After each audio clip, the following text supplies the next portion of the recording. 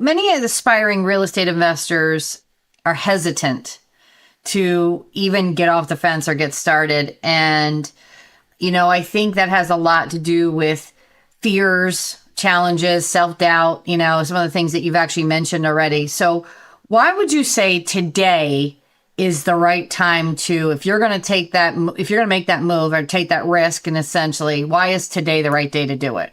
Right. I think the human nature side of doing anything new, whether it's real estate or something else, is to be afraid.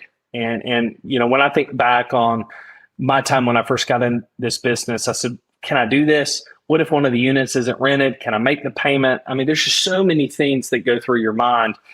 But I tell people that if you want to get in this business, get in this business. This business is one of the best there is, where there's no better time than now. I know there's a lot of hot buttons out there about interest rates and some of the prices being higher. When it comes to interest rates, if that's your fear, I tell people don't buy a property based on the interest rate. I have never worried about what an interest rate was as long as the property cash flowed.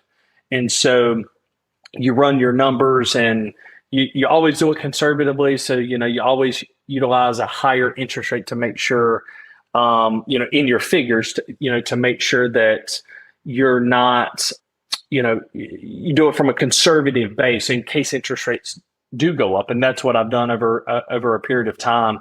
And so it's just great. If you do the right thing with that and you don't worry as much about the interest rates, you worry more about how much you buy the property for and can it cash flow.